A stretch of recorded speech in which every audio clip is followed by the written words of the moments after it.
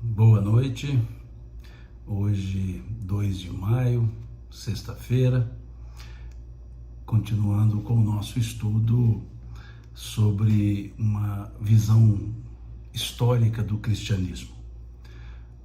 Salvo engano, esse é o nosso sexto encontro, sexto estudo.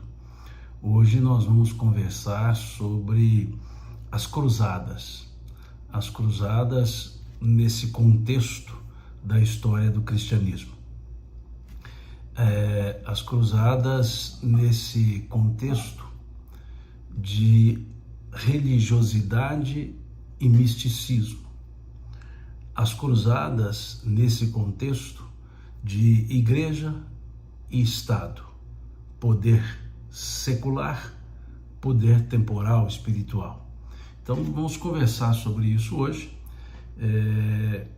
Creio seja o nosso penúltimo ou último estudo dessa temática, e para quem está pela primeira vez acompanhando, não é um estudo historiográfico profundo, não é um estudo historiográfico de todos os detalhes do cristianismo, porque são 2000 anos de história e nós fizemos uma organização esquemática para 6 encontros, 7.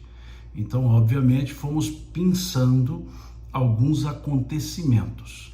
Então, a minha ideia hoje falaremos sobre as cruzadas.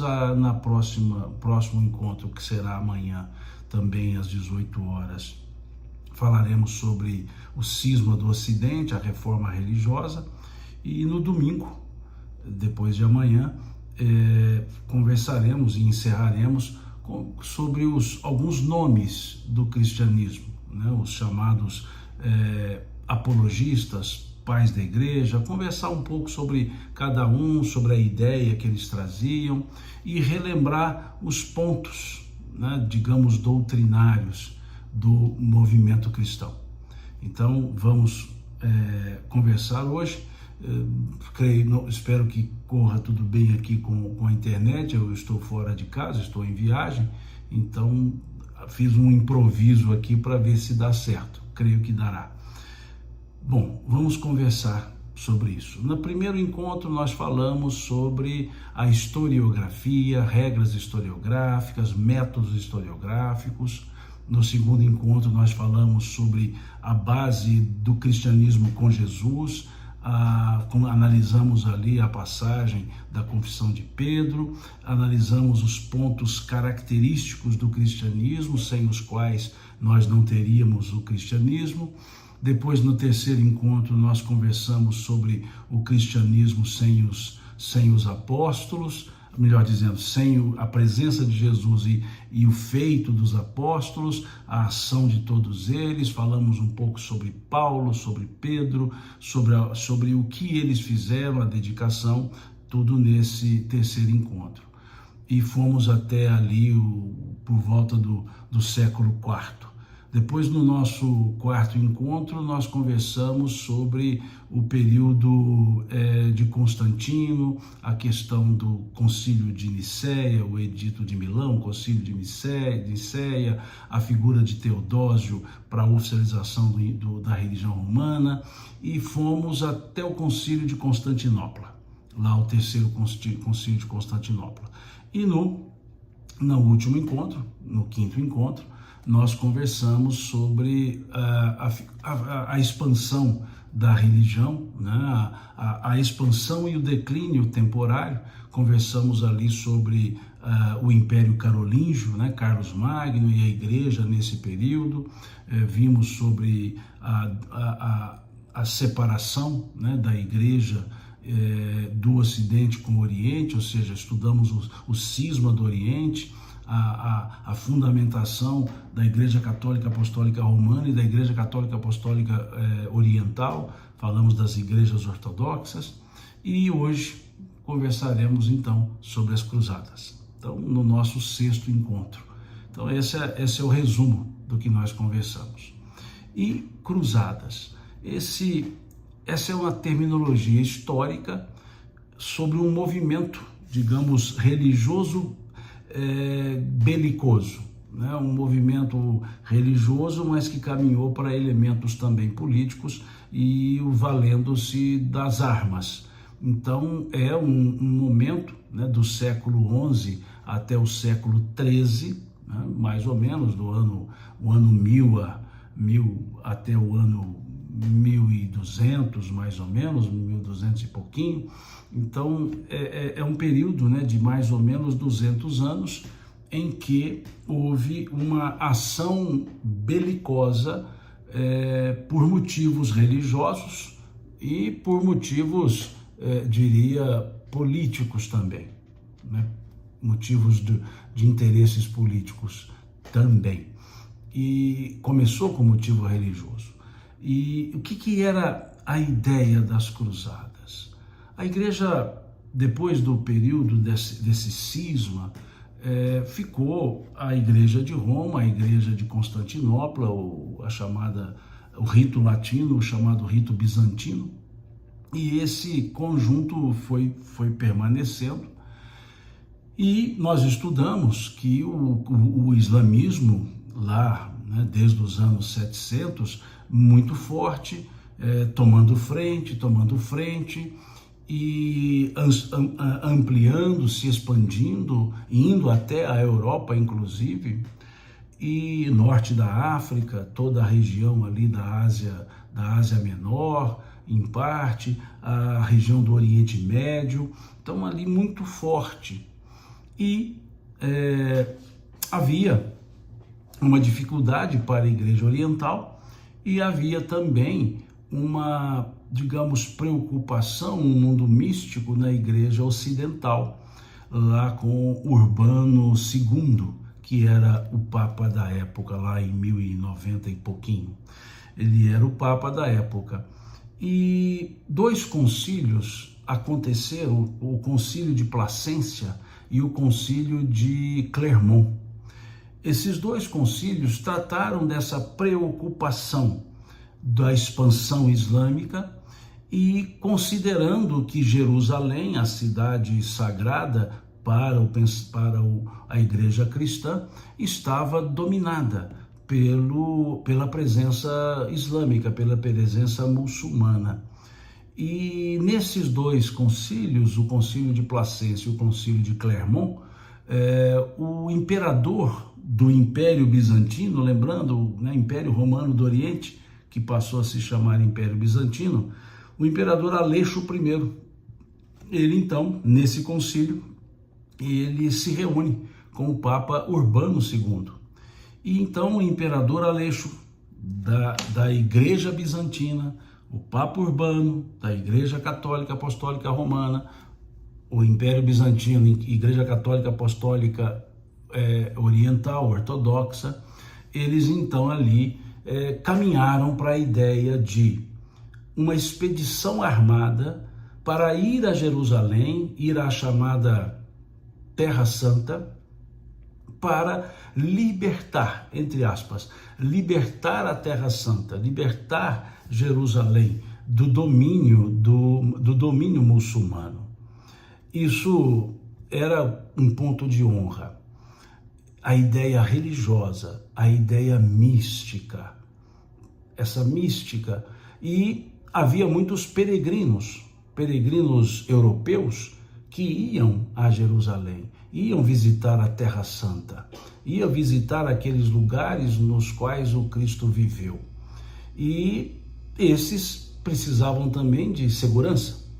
Então, o que surge desses dois concílios, principalmente o concílio de Clermont, é que seria então feito um trabalho na Europa em arregimentar pessoas para que fossem à Terra Santa e expulsassem, na linguagem dos cristãos, expulsassem os infiéis. Na linguagem dos muçulmanos, os cristãos seriam os infiéis. E aí temos um digladio entre duas religiões muito fortes, duas religiões muito expansivas. E vem então esse movimento chamado cruzada. Ele passa a se chamar cruzada porque os cavaleiros, os que foram arregimentados para esse, entre aspas, exército, eles pintavam uma cruz vermelha na roupa. E por ter essa cruz vermelha na roupa, acabou então que eles passaram a ser chamados cruzados. E aí dos cruzados veio o termo cruzada. Então no século XI até o século XIII foram 9 investidas, foram 9 cruzadas, todas elas com aquele fito, libertar a Terra Santa dos infiéis, aquela ação religiosa. E para compensar as pessoas que fossem às cruzadas, a igreja então concedia a indulgência dos pecados, o perdão dos pecados, a indulgência plenária. O que é indulgência plenária? A indulgência dos pecados cometidos e dos que vierem a ser cometidos. Ou seja, pelo já passado e pelo futuro. Era a indulgência plenária. Era, por exemplo, era como se fosse vender um pedacinho lá no céu, um pedacinho de terra no céu.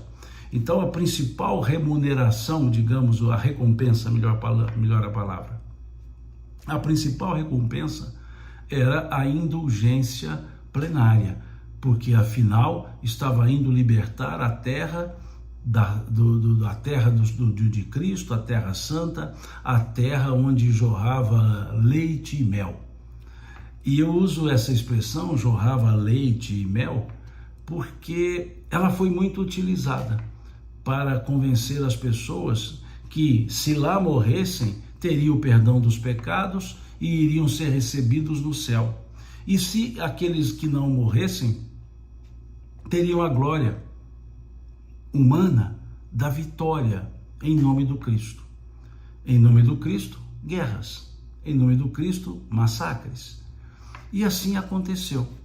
Só que, paralelamente a isso, existia também problemas econômicos, demográficos, na Europa. Já desenvolvido o movimento feudal, a população crescendo, já caminhando para uma relação população-alimento desfavorável. Então tinha bolsões de pobreza, bolsões de fome na Europa. E essa ideia das cruzadas, ela teria um elemento econômico ali por trás. Um elemento econômico que fosse, por exemplo, nesses movimentos, uma abertura de rota comercial para produtos novos chegarem. Um movimento econômico também para que diminuísse, segundo alguns historiadores, diminuísse a população europeia. Porque se diminuísse a população e mantivesse a produção, diminuiria a fome. Então havia esse aspecto econômico. Havia também um motivo político por trás disso tudo, que era aquela busca do fortalecimento do poder real. Porque nesse período vivia-se o auge do feudalismo.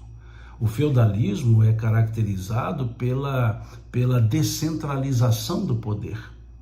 O feudalismo, ele tem a figura do rei, mas a linguagem, o jargão é: o rei reina, mas não governa. No feudalismo, o rei reinava, mas não governava. Quem governava? Os senhores feudais. Então era uma forma também de fortalecer a estrutura real, a estrutura monárquica, com essa fachada religiosa. E para a religião era interessante porque fortaleceria também a presença religiosa com o apoio do reino, com apoio real. Tanto que a terceira cruzada ela é chamada de Cruzada dos Reis. A terceira cruzada tem lá como referência o rei da Inglaterra, né, Ricardo Coração de Leão, é a chamada Cruzada dos Reis, e vários reis, Inglaterra, França, vários foram para essa cruzada. Então, a gente percebe que é mais uma vez uma mistura igreja e Estado, e poder temporal, poder secular, e o poder espiritual ali se misturando. E vem a ideia então do Papa Urbano II de se fazer esse movimento e expulsar. E houve, antes da primeira cruzada, houve uma expedição. Vejam, houve uma expedição antes da chamada primeira cruzada. Ela é conhecida na historiografia como pré-cruzada ou cruzada dos mendigos. Vejam que interessante.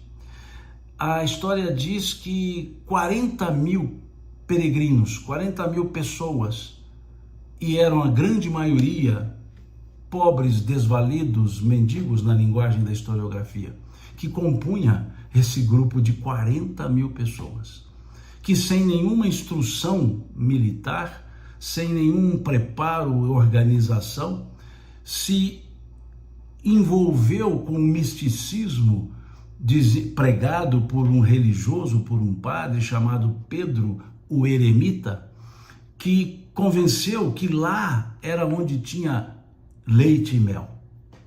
E essa cruzada, imaginemos, 40 mil pessoas na chamada Cruzada dos Mendigos, 40 mil peregrinos, ela diminuiria em 40 mil a população da Europa.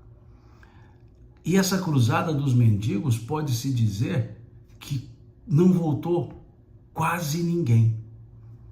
Quase todos morreram. E uma cruzada, a pré-cruzada, a cruzada dos mendigos, envolta nesse misticismo religioso, né, tendo esse místico, Pedro, né, o eremita, envolvido essas pessoas, dizendo: aqui vocês passam fome, lá é a terra que jorra leite e mel. Veja, então isso levou a pessoas às cruzadas e despreparados, e foram a caminho, e por onde passavam saqueavam, inclusive as cidades europeias. E assim foram saqueando e chegaram ao Oriente, chegaram a Constantinopla. E ali o imperador então coloca esse grupo mais no lado oriental, e eles ali batalham com os muçulmanos, até conseguem uma ligeira vitória, conseguem tomar uma fortaleza desabitada e habitam aquela fortaleza. E o sultão, estrategicamente, deixou que ocupassem a fortaleza e as cercou. E nesse cerco eles venceram. E desses 40 mil, pouquíssimos sobreviveram e voltaram. Só que não voltaram para a Europa. No caminho de volta, aí sim a primeira cruzada já acontecia e eles foram sendo incorporados.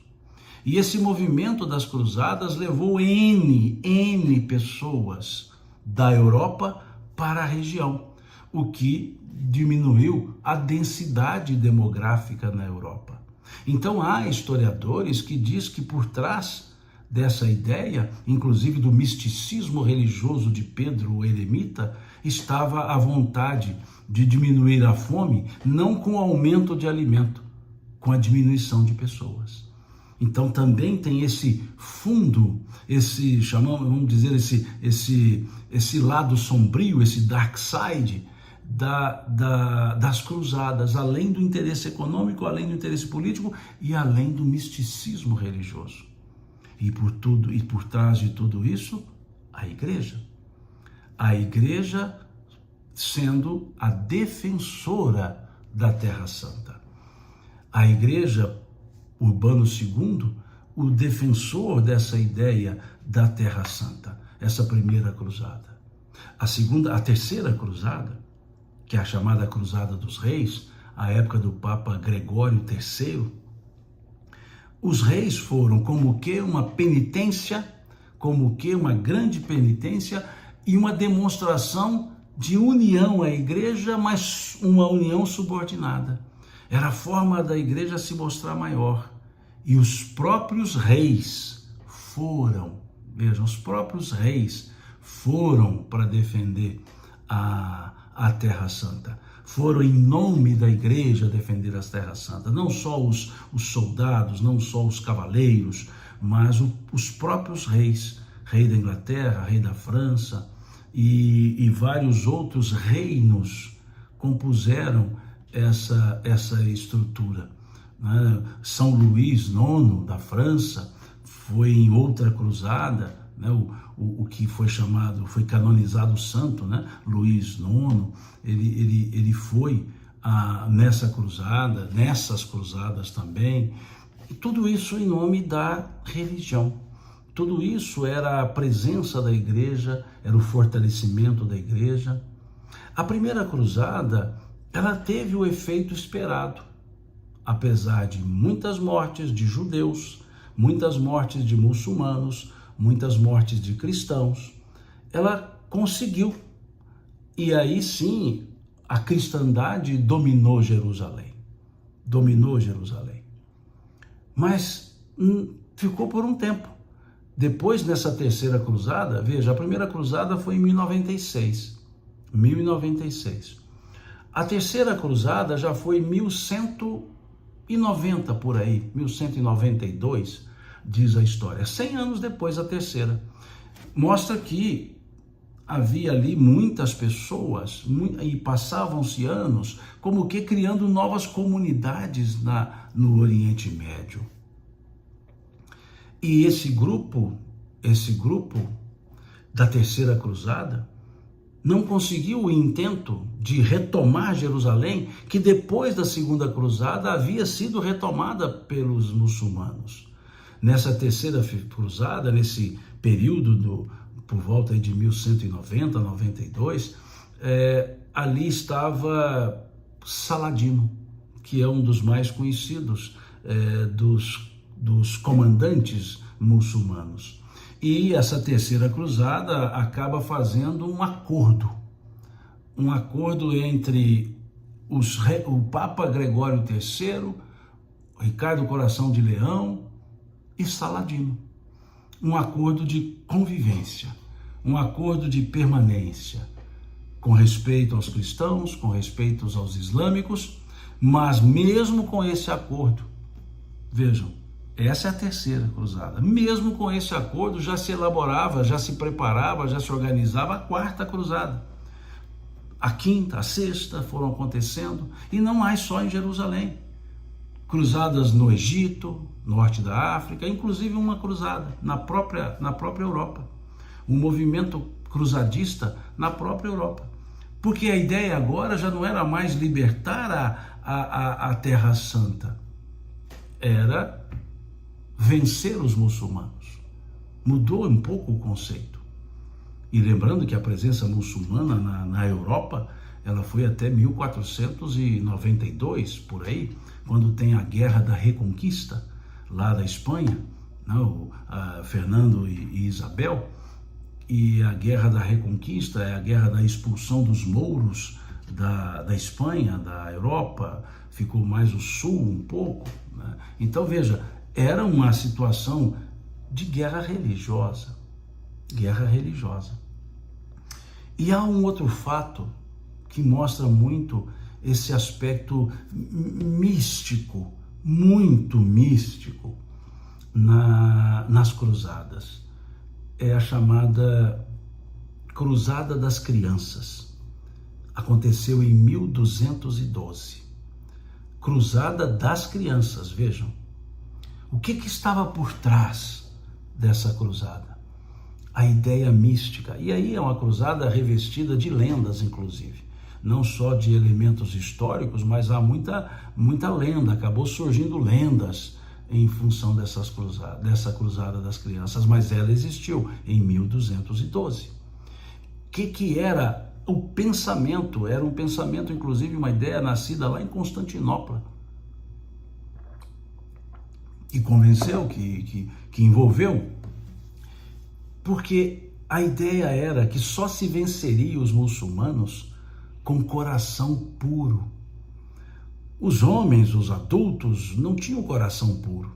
Então, quais poderiam ser os guerreiros de coração puro? As crianças. Vejam que nível de misticismo. E aí, então, milhares de crianças foram levadas às cruzadas. E muitas delas morreram nessas cruzadas.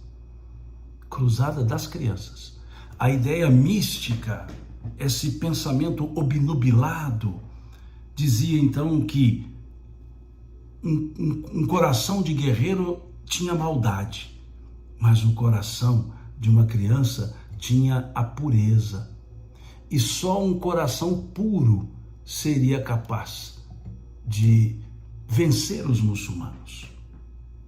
Vejam a ideia. Vejam o nível de misticismo. As chamadas almas puras é que venceriam. Então nós percebemos esse período, século XI até o século XIII, o quão mística a igreja se tornou, o quão místico, o quão reducionista foi o pensamento. Respeitamos, é a época, mas é preciso, talvez, pensarmos que ter o Cristo como estandarte de um exército de guerra. Aqui o Altair Pasqualino coloca um texto interessante dizendo, olha por minha conta, cristianismo com cerca de 2,4 bilhões de seguidores, o islamismo com 1,9 bilhão, o hinduísmo com 1,2 bilhão, o budismo com cerca de 520 milhões, os sikhismos com 30 milhões. Jesus é fundamento de todas? Não. Jesus, com a característica que se tem no cristianismo, só é fundamento para o cristianismo. O Messias é o fundamento para o cristianismo, com toda a história de suplício, de morte, de crucifixão, de ressurreição, é típico do cristianismo. O islamismo tem sim Jesus como referência, como um grande profeta, como talvez o profeta, por assim dizer. Mas o islamismo não crê que Jesus morreu na cruz e por isso não crê na ressurreição, mas crê que ele foi arrebatado aos céus e que virá novamente para julgar as pessoas. Então eu posso dizer que no cristianismo Jesus é o fundamento, no islamismo Jesus é um dos elementos fundamentais, é um dos profetas, tal qual Mohammed, tal qual Abraão, o profeta de Deus, digamos assim. Então entendem que ele foi arrebatado aos céus, não morreu na cruz, não ressuscitou, mas foi arrebatado, foi ascendido, foi na verdade uma ascensão, ascendeu-se, né? Quer dizer, a ascensão é por si mesmo, a assunção é por arrebatamento, e ele então viria novamente. Então nós podemos dizer que no cristianismo e no islamismo, Jesus transita, Jesus se faz presente. Já no hinduísmo, não. O hinduísmo a gente generalizou, né, e passamos a ser o hinduísmo, que na verdade, historicamente, foi uma aglutinação de diversas religiões. É uma religião caracteristicamente da Índia, que absorveu ao longo da sua história diversas outras religiões. É quase, não caberia a palavra, mas só para fins didáticos, é quase um sincretismo de diversas religiões indianas, e hoje é chamado hinduísmo. E é grande por quê? Porque a população da Índia, a maior parte, para não falar quase que a totalidade, é hinduísta, embora tenhamos o movimento muçulmano forte. Inclusive, um dos motivos da discussão e separação de dois territórios na Índia, que tornou-se o Paquistão, eram as disputas entre muçulmanos e hindus. Se nós observarmos o mapa da Índia, nós temos a Índia de um lado o Paquistão, do outro lado o Paquistão também, né? Vamos dizer assim. Nesse processo digamos, de libertação da Índia, que a Índia era um protetorado inglês, ficou a Índia e dividiu. Muçulmanos de cá e hindu no meio. Então, só foi acirrando o problema de guerra. Então, no hinduísmo, não. O budismo é uma cultura bem diferente. É uma cultura que não tem o aspecto escatológico que temos no cristianismo, no islamismo, no budismo. O budismo ele não traz esse aspecto escatológico, é uma busca da iluminação, não trabalha com a ideia de lugar dos bons, lugar dos maus, não tem esse porvir do lugar, né? Existe um processo de purificação constante, né, dos sofrimentos, da samsara, e assim vai. No processo hindu também da samsara, e sikhismo, aí vai, todos os outros, né, os totemismos que nós temos, os hermísticos e diversas outras religiões. Não tem Jesus como fundamento, né? Então, podemos dizer que o cristianismo, cristãos, se hoje nós trabalharmos com a população aí próximo a 8 milhões, nós vamos dizer que cristãos representam 1/4 da população mundial. Pouco. Se somarmos o conhecimento sobre Jesus com os hindus, nós podemos dizer que quase 3/4, 2/5 seriam então conhecedores de Jesus. Então vejam que em termos mundiais, lógico, muitos sabem, conhecem sobre Jesus, né? Hinduístas conhecem, não é isso. É ter Jesus num ponto de referência. Então nós teríamos os 2,4 bilhões de cristãos, mais os 1,9 bilhões de hinduístas que têm referência em Jesus, não fundamento, mas referência. Nós teríamos então aproximadamente 3,3 bilhões de pessoas no universo de 8. Né? Então poderíamos dizer mais ou menos 2/5, quase que 2/4, né? Quase que metade, né? Mas vamos dizer 2/5 da população tem Jesus como fundamento ou Jesus como referência, né? E com todo esse movimento da igreja. Bom comentário, obrigado aí ao Altair, né, por ter postado esse comentário, muito útil, muito útil. Então vejamos, essa cruzada das crianças, veja que nível chegou o misticismo. Criança beligerando, mas era o fundo místico da igreja. E aqui não é crítica pejorativa, é fato histórico. E isso assim transcorreu 3 séculos. No transcurso de 2 séculos, 11 a 13, vamos arredondar 2 séculos e meio, esse transcurso de uma cristianização forçada. E se nós olharmos e seguirmos um pouco mais, nós veremos esses movimentos no período chamado colonialista. Né? No período colonialista, nós tivemos essa religião forçada. Se olharmos, por exemplo, a colonização da América, há uma frase historiográfica que diz que a colonização da América foi foi a cruz e a espada.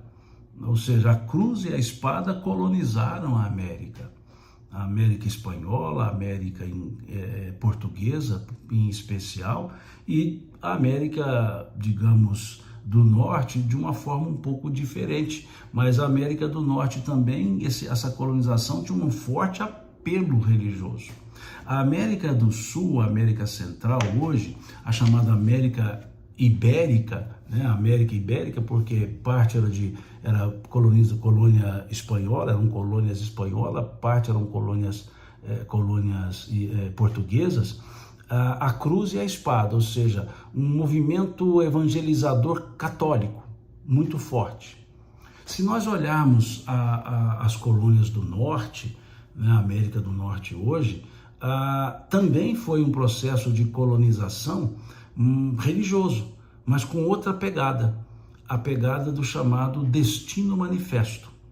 Lá a colonização com a religião se faz mais fortemente com a presença dos Quakers da Inglaterra, que eram os antigos huguenotes franceses, que quando Luís XIV os persegue, os expulsa para confiscar os bens, Luís XIV expulsa os huguenotes, que eram protestantes, por assim dizer.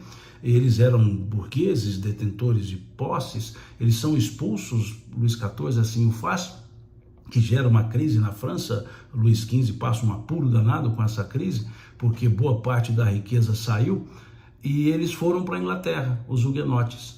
E da Inglaterra formaram-se então os chamados Quakers, e esses Quakers foram para os Estados Unidos, hoje Estados Unidos, foram para as 13 colônias inglesas. E ali desenvolveram também o lado religioso com a cruz e a espada no sul, ou seja,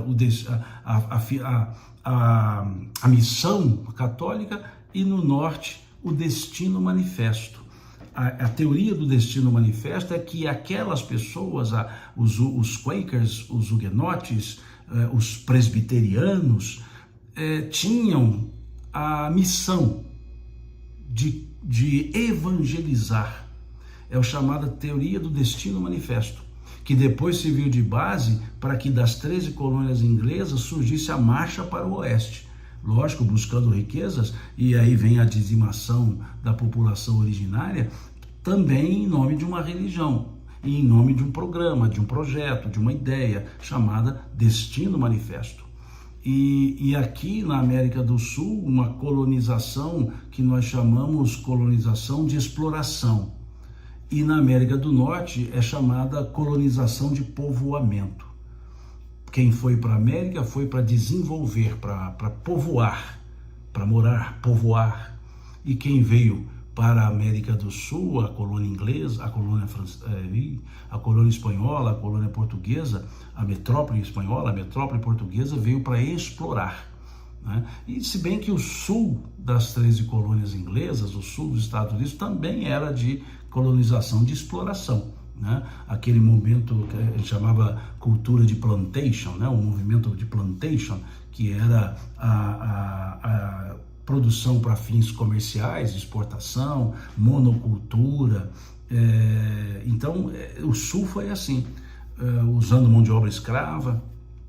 O norte não.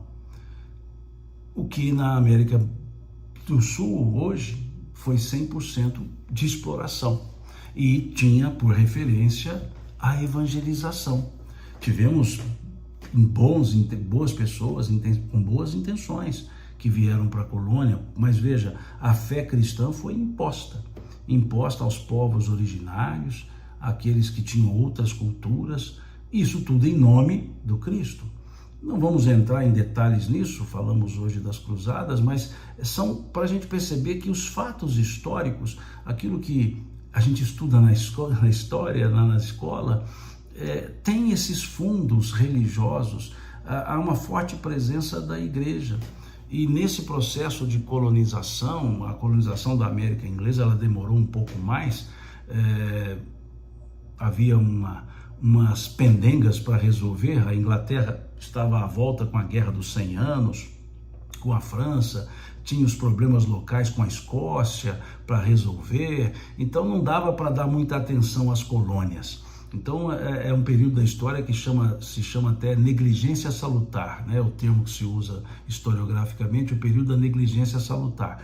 E isso permitiu que o povoamento acontecesse, regras próprias surgissem nas colônias, diferentemente, não havia o pacto colonial como existia na colônia portuguesa e colônia espanhola, que só se poderia comercializar com a colônia, com a metrópole. Já nas colônias inglesas não seguiu muito isso, por causa dessa negligência salutar. Aí vem o movimento da reforma, que acaba ocupando muito o tempo da Inglaterra, né, com Henrique VIII, e não tinha tempo de cuidar, até que depois Elizabeth I é que vai dar uma olhada para a colônia e começa a querer estabelecer critérios, aí gera dificuldades. Mas isso é outro ponto. Eu quero mostrar que todo esse processo de expansão ultramarina, né, o navegar os mares nunca dantes navegados, né, aquela ideia de Camões, né, navegar é preciso, viver não, preciso no sentido de necessário, não só de seguro.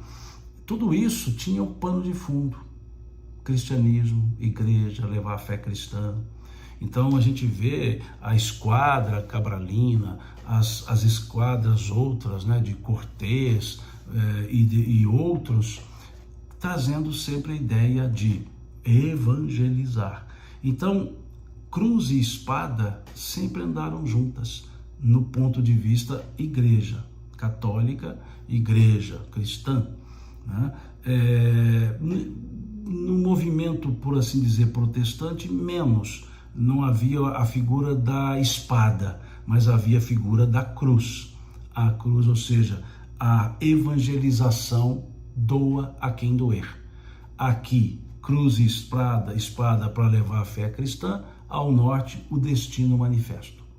E as cruzadas, antes disso, a mesma lógica.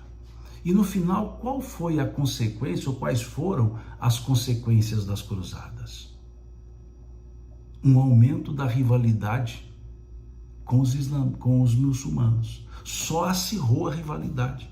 Aquilo que já existia no início piorou, só piorou. Do ponto de vista de relações, do ponto de vista da fé cristã, não aumentou tanto assim o território da fé cristã. O Oriente Médio, a região de Jerusalém, a tão decantada cidade das três religiões, islamismo, judaísmo, cristianismo, continuou como era. Qual outra consequência? Tragédias, desastres, mortes e mais mortes. Lá era a ideia para expulsar os infiéis, os islâmicos, mas quantos islâmicos morreram, quantos judeus morreram, quantos cristãos morreram? Lembremos quantas crianças morreram na chamada Cruzada das Crianças. Aqueles mendigos, entre aspas, mendigos, porque esse é o termo da história, que a historiografia usa. Então, consequência, tragédias e mais tragédias, perdas e mais perdas. Teve algum ganho? Sim, comercialmente sim, porque houve uma melhoria no tráfego comercial. A rota do Oriente, a rota por terra, pelo Mediterrâneo em parte, ficou mais digamos, valorizada. Mas é um ganho comercial por um motivo que era religioso. Houve um impacto cultural. A cultura, digamos, do Oriente Médio invadiu, né, permeou, é a melhor palavra, permeou a cultura europeia. E a cultura europeia não permeou a cultura daquela região.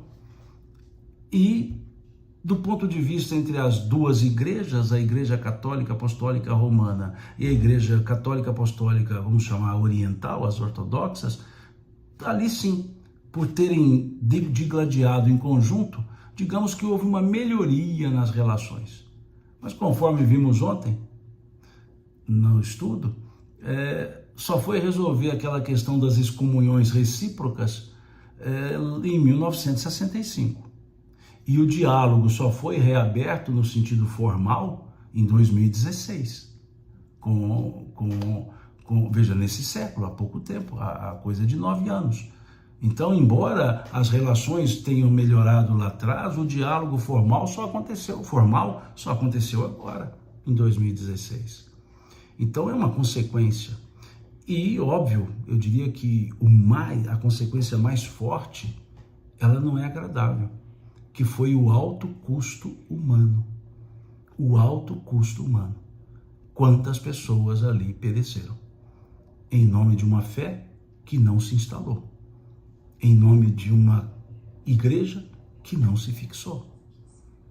E se fixasse, seria à custa de muitas pessoas, à custa de muitas vidas materiais, à custa de muitas mortes.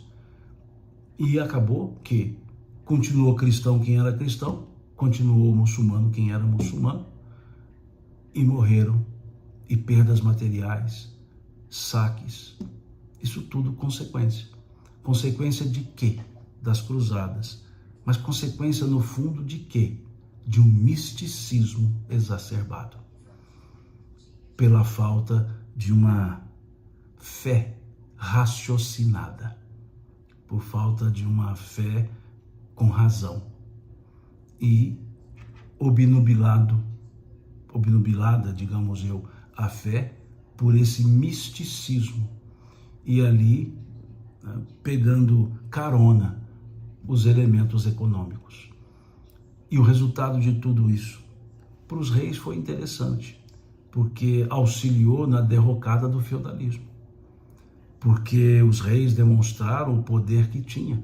Então aquela estrutura do rei reinar e não governar foi perdendo força depois das cruzadas. Fomos caminhando para a chamada Baixa Idade Média. E é justamente ali, a Alta Idade Média vai até por volta dos anos 900, 1000, quando muito. Depois do 1000, 1100, 1200, já começa o declínio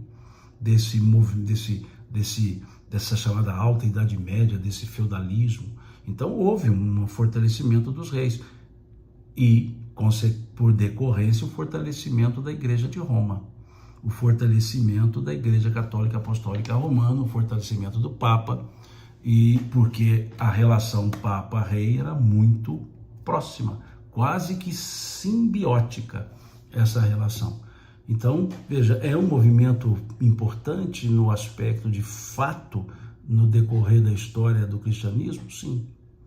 Então, merecia a gente conversar um pouco sobre ele, que a ideia de guerra santa é um paradoxo, é uma contradição, uma guerra santa.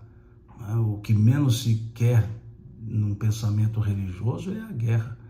Guerra, seja ela belicosa, seja guerra, digamos, cultural, seja guerra de argumentos, guerras de palavras, guerras por contendas de pensamentos. E é toda aquela estrutura que nós já estudamos das diferenças de pensamentos, de teorias religiosas, continuava ainda existindo os cátaros, né? Continuava existindo aqueles da doutrina do arianismo, né? Os arianos, continuava existindo os nestorianos e surgindo um novo movimento, surgindo um novo cisma, uma nova divisão que vem acontecer no século XVI, lá mais, né, próximo dos 1520, né, do ano 1520, lá em 1517 e depois 1519, que surge o chamado cisma do Ocidente, que também é conhecido, ou mais conhecido, como o movimento da reforma religiosa. E tudo isso como processos, digamos que decadentes, do comportamento religioso dissociado da doutrina religiosa. A humildade pregada pelo cristianismo tinha como prática a opulência, a vaidade, o orgulho, a prepotência, a soberba, as contradições e mais contradições, o acirramento da venda de indulgências, dos perdões plenários, tudo isso visando o movimento, visando angariar fundos para continuar com as construções. Depois, amanhã, nós vamos estudar sobre isso, sobre a reforma religiosa, sobre aquele movimento do Papa Leão XIII, a busca de fundos para a construção da Basílica de São Pedro, para a construção da abóboda. Então, tudo isso faz parte do movimento. Então, o que sobrou das cruzadas? Contradições, alto custo humano, desenvolvimento comercial. Isso sim aconteceu, mas só acirrou a disputa religiosa e abriu espaço para questionamentos internos das contradições existentes na Igreja Católica Apostólica Romana, que acabou culminando com a reforma, o movimento chamado Reforma Religiosa, o movimento luterano, calvinista, anglicanista e as subdivisões que vieram desse movimento. Não foi de uma noite para o dia que Lutero teve a ideia, vou pensar em fazer uma reforma. Não foi da noite para o dia. Tivemos questionamentos anteriores, John Hus, Johann Hus, Wycliffe e outros que vinham questionando muito essas contradições da igreja.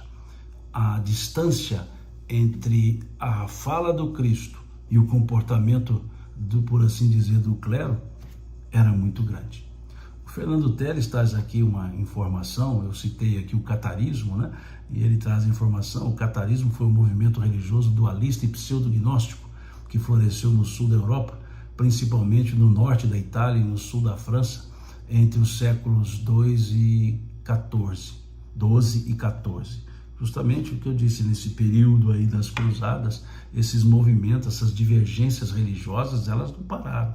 Surgiu o movimento dos cátaros, né? O catarismo, o movimento dos cátaros. Tem um livro muito interessante, Fernando, sobre o catarismo, chama A Heresia Perfeita, né? O Cátaros, a Heresia Perfeita.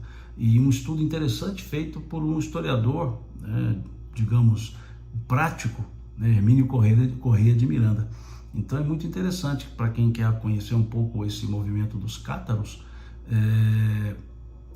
Tem esse livro, né, Cátaros, a Heresia Perfeita, que é interessante para entender, né? E tudo depende do ângulo, né? A visão da igreja tradicional é que era um movimento herege, por isso heresia. Mas na visão dos cátaros era um movimento legítimo. Como na visão de Ário era um movimento legítimo, como na visão de Nestório era um movimento legítimo, e todos aqueles, o próprio movimento gnóstico, né, que também via-se como um movimento legítimo. São aquelas disputas, digamos, teológicas que muitas vezes corrompem a própria sã doutrina, como dizia o apóstolo Paulo, né? As más conversações corrompem a sã doutrina, dizia o apóstolo Paulo. E isso é o que vemos muito dentro das estruturas religiosas. Então hoje falamos sobre as cruzadas, pareceu até uma aula de história, mas não deixou de ser uma história, aula não, mas é história porque faz parte da história. O Fernando Telles acrescenta aqui, os cátaros acreditavam que o mundo material era mau por ter sido criado por Satã. Sendo assim, todos que habitavam este mundo deveriam ser restaurados por meio da penitência, da comunhão. Tinha esse conjunto de ideias, não no sentido de ter sido criado por Satã, ter sido dominado por Satã, ter sido derivado da ação de Satã. E aqui entendendo Satã, não no sentido místico, né?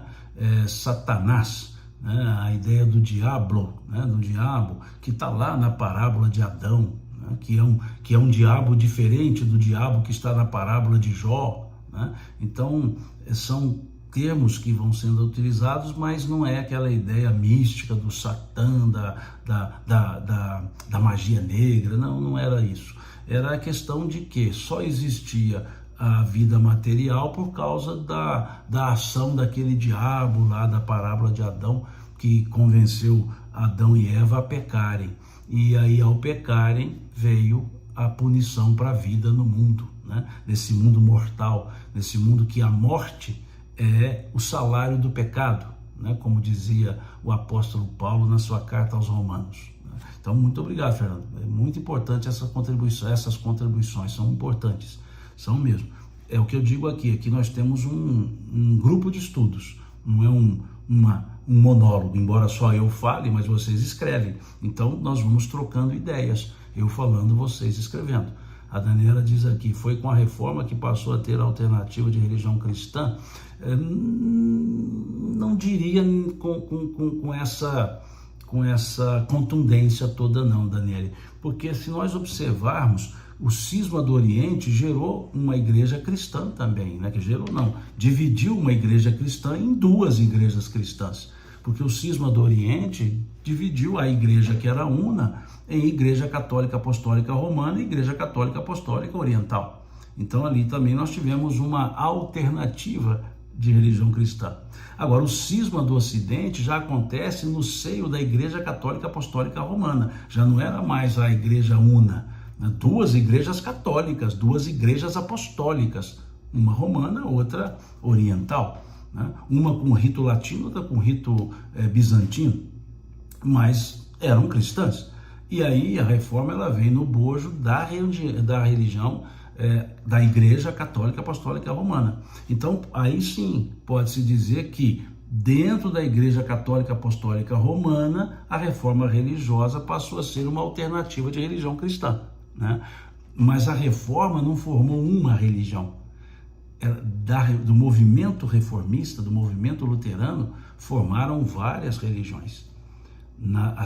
Só de igrejas históricas, ou seja, aquelas que se formaram naquele bojo, nós temos o luteranismo, nós temos o calvinismo, o anglicanismo, nós temos os anabatistas, os batistas, os metodistas, os presbiterianos. Só aqui são 7 que vieram desse movimento reformista e no bojo da reforma. Não é que vieram depois, não, no bojo da reforma. Por isso que são chamadas igrejas protestantes, porque elas protestaram, né, contra a igreja efetivamente. Teve lá a dieta de Worms, né, então elas protestaram. Por isso elas são chamadas protestantes. Nem toda igreja não católica é chamada protestante. O termo protestante se aplica a essas chamadas igrejas históricas. E aí nós temos igrejas pentecostais, né, criadas no século XX, igrejas pentecostais sendo criadas hoje em dia, né, neopentecostais. Por isso que o pessoal usa o termo igreja evangélica, mas evangélico seria um gênero. E nos evangélicos nós temos os protestantes. Mais anteriormente, que existiam poucas igrejas não católicas, quase todas eram chamadas de protestantes, mesmo as que não protestaram, mesmo as que surgiram lá no início do século XX, final do século XIX, como a Assembleia de Deus, uma forte corrente evangélica, mas chamava-se protestante. Mas hoje, com esse volume de igrejas pentecostais, neopentecostais e históricas, acabou usando o nome igreja evangélica, né? Como se a igreja católica também não fosse do evangelho. Mas é só uma forma para dizer, olha, esse conjunto aqui de N igrejas são evangélicas, ou seja, não são católicas. Mas se nós recuarmos no tempo, essa alternativa à religião cristã, no sentido oficial, ela surge lá no cisma do Oriente, quando uma única religião se divide em duas. Não é que a Igreja Católica Apostólica Oriental foi criada. Não, ela é resultado da divisão da Igreja Católica Apostólica.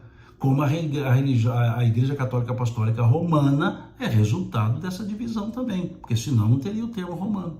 Então é isso, não teria o rito latino e o outro rito, bizantino, né? E até que se mistura, né? Por exemplo, o terço é um rito latino, Igreja Católica Apostólica Romana, mas algumas igrejas ortodoxas também usam. E tem até o terço bizantino, que é característico da Igreja do Oriente. Então, veja, ali foram alternativas. E a reforma religiosa passa a ser uma alternativa dentro do próprio movimento da Igreja Católica Apostólica Romana, né?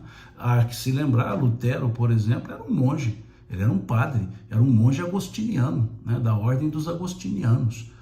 Calvino era um padre, né? E assim foram criando esses movimentos. Mas nós vamos estudar sobre a reforma amanhã, né? A gente aprofunda um pouco mais nesse assunto, mostrando o lado religioso da reforma, o lado econômico da reforma, o lado político da reforma, o quanto que a religião protestante foi útil para o fortalecimento do movimento burguês, para as revoluções burguesas que vieram depois, em função de não trabalhar com a usura, que é uma estrutura pecaminosa dentro da ideia católica, mas ali não, a teoria da predestinação, o quanto que isso contribuiu para a ética protestante, para a ética burguesa.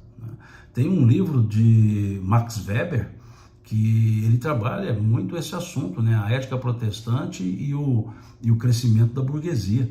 Então é interessante esse conjunto também, que faz parte da história da Igreja Cristã. Igreja cristã não é sinônimo de Igreja Católica Apostólica Romana. A Igreja Católica Apostólica Romana é uma das escolas cristãs. Então temos vários outros movimentos, né? Que não dá para estudar todos eles, não. Depois temos outros movimentos dentro dos movimentos, né? Mas muito bem colocado por você aqui, Daniel. Deixa eu ver se tem mais algum comentário. Gameiro Paulo Sérgio: após a live do 9º estudo Carta de Paulo aos Romanos, vou tratá-lo de Pedro ao invés de Simão. Não, isso é brincadeira, porque é nosso amigo. Sim, é que na 9ª live o pessoal me perguntou assim: se chama de Simão, de Pedro, de Simão Pedro? Eu peguei e disse que Simão é o dia a dia, quase todo mundo me chama assim. E os mais próximos, né, os familiares, os íntimos, os amigos mais próximos me chamam por Pedro, né? A minha esposa, né, a Leia, me chamou por Pedro, meus sobrinhos me chamam por Pedro. Eu virei agora virei avô, então eu virei o vovô Pedro, o nome da pomada até, né? Eu tenho que tomar cuidado para eu não dizer que eu estou apropriando-me do nome da pomada lá, vovô Pedro, mas a minha neta me chama por Pedro, então vovô Pedro. Então é por isso que ele está brincando aqui, porque eu disse isso lá ele está dizendo aqui no 9º estudo da Carta de Paulo. Mas para mim é tranquilo, me chamar por Simão é bem-vindo, me chamar por Pedro é bem-vindo, por Simão Pedro é bem-vindo, me chamando está sempre bem-vindo, sem problema. Aqui vem Fernando dizendo: Satã é o causador da divisão. Sim, a ideia do Satanás, né? Satã é uma forma, desculpe a brincadeira, mas Satã é uma forma íntima de se referir a Satanás, né? É o apelido, né? A forma mais íntima. É a ideia da divisão, né? É o que a teologia dizia, o pai da mentira, né? Baseando-se lá naquela parábola da criação, né? De Adão, serpente, Eva. E é interessante observar, aquele diabo daquela parábola não tem nada a ver com o diabo da parábola de Jó, por exemplo, do livro de Jó. O livro de Jó, o diabo era um anjo, né? Que andava nos céus e participava de reuniões com Deus, a ponto de Deus falar para ele: você que anda pela terra, o que me fala do meu servo Jó? Né? Diferente daquele outro que estava lá. Então o diabo, ele é sempre uma figura parabólica, ele é sempre uma figura, digamos, simbólica, que tem estilos diferentes de acordo com cada época. Na estrutura cristã, judaica, cristã e teológica, cada época, cada momento, ele tem uma característica. Então ele é sempre uma figura simbólica, né? Tanto agora o termo Satã, ele fica mais forte, né, do que Satanás, né? Acho que Satã dá aquele susto, né? Mas é a mesma estrutura: diabo, demônio, Satã, Satanás, né? O pai da mentira, a origem do mal, são vários nomes que se dão a ele. E aqui a Ivete diz: lamentável saber da negociação das indulgências. Esse foi um dos motivos, diria, mais fortes, para a reforma religiosa, para a reforma luterana. A venda de indulgência, principalmente a indulgência plenária. O que é indulgência plenária? É para a vida toda, ou seja, estão perdoados os seus pecados cometidos e os que vierem a cometer já estão perdoados por antecedência. Genericamente é isso, né? Então foi um dos motivos fortes para Lutero fazer o seu movimento, né? Daniela diz: eu tinha esquecido essa parte, assim, do cisma do Oriente. Ok, muito bem, ela reforça. Mais alguma observação ou pergunta? Ok, Isabel, agradeço. Denise, ela pergunta: podemos perceber que durante todo o tempo a religião foi destaque, o ponto central da história, mas hoje? Qual a sua opinião? continua. Sempre temos alguns respingos religiosos em muitos movimentos, em muitas ações. Se percebemos, né, basta ver agora o efeito econômico, político, mundial da morte do Papa, do conclave para eleger um Papa, que é um chefe de Estado, o Estado do Vaticano, mas é o chefe religioso da Igreja Católica e respeitado por muitos e obedecidos por muitos ortodoxos, inclusive. Disse aqui, 23 igrejas ortodoxas se submetem ao Papa. Não são todas as igrejas ortodoxas, mas segundo dito por um padre da igreja ortodoxa da Síria, a igreja síria, são 23 igrejas no mundo que têm a referência, não seguem o rito latino, seguem o rito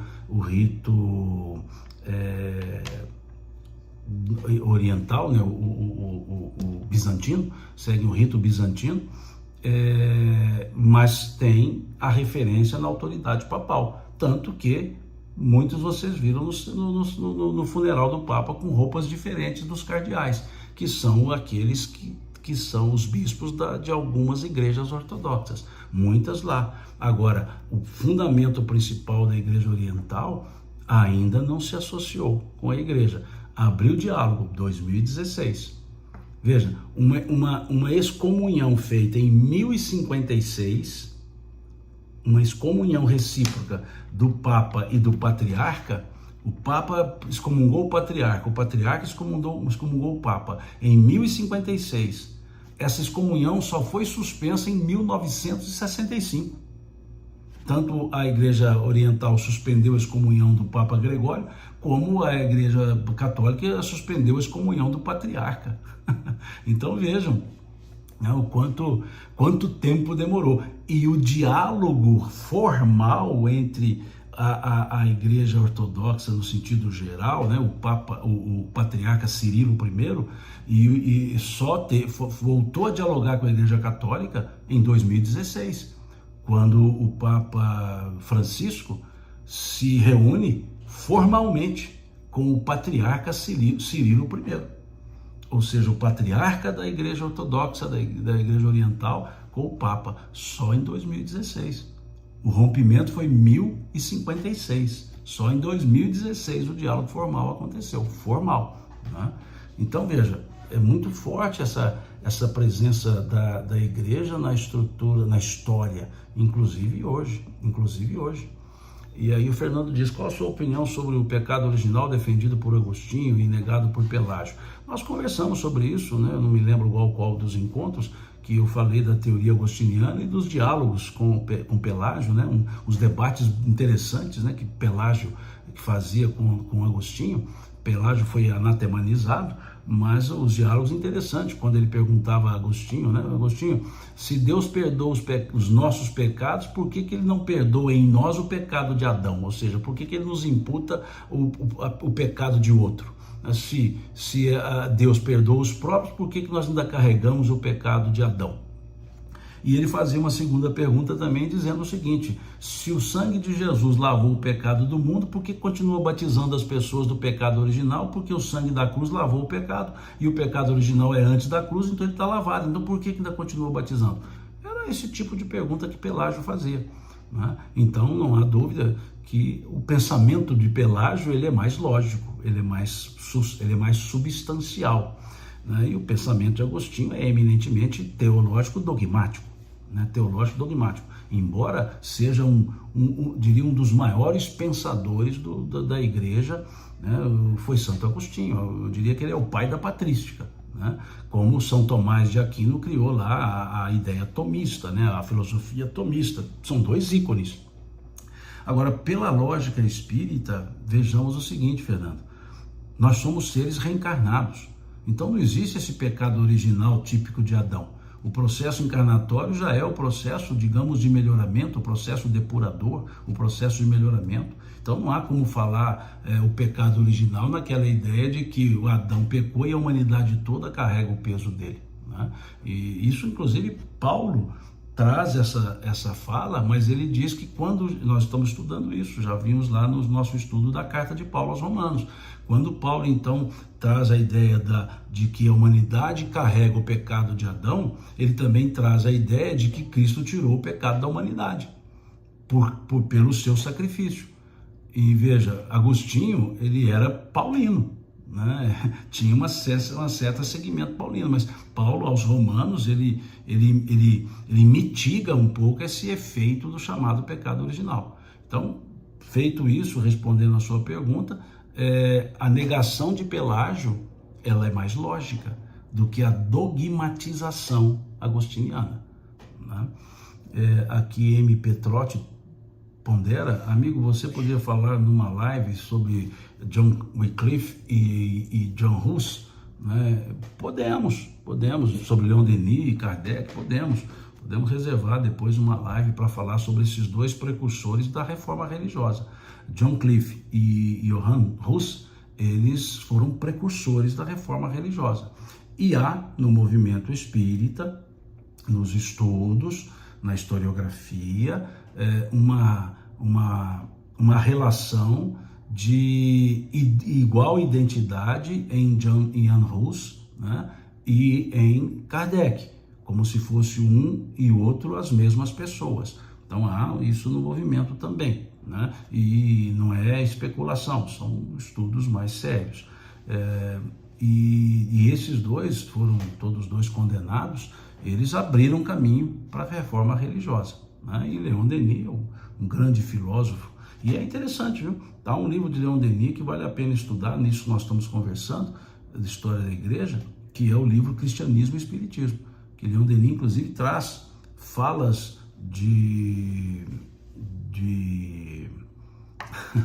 me fugiu o nome, do que fez a Vulgata, São Jerônimo, de Jerônimo, falas dele ao Papa Damaso, dizendo da dificuldade que ele tinha em unir os textos e criar a Vulgata, o que hoje chama-se Vulgata, né? A Bíblia Latina.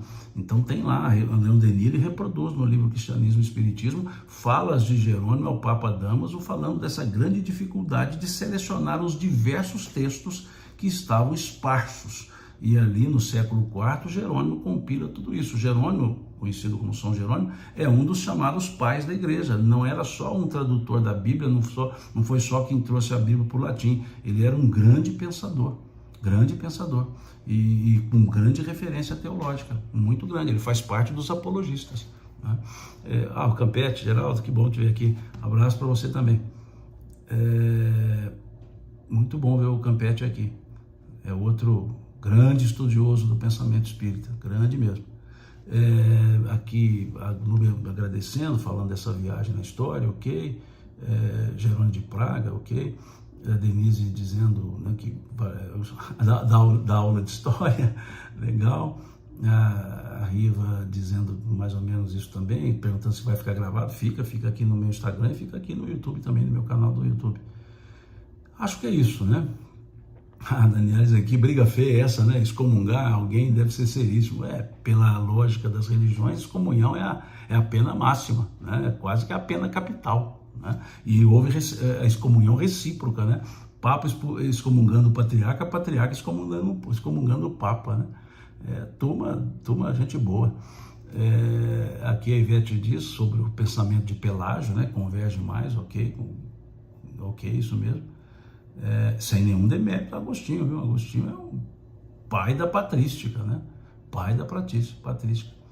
Ok, é isso, né? Já vi todos os comentários aqui. Então encerramos aqui nossa live de hoje.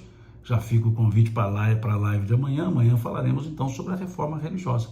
E no domingo a gente encerra esse ciclo de estudos da história do cristianismo, dessa visão panorâmica da história do cristianismo, trazendo os chamados pais da igreja, ou seja, os pensadores nessa história toda, todos esses pensadores, né, que é interessante a gente também conhecer.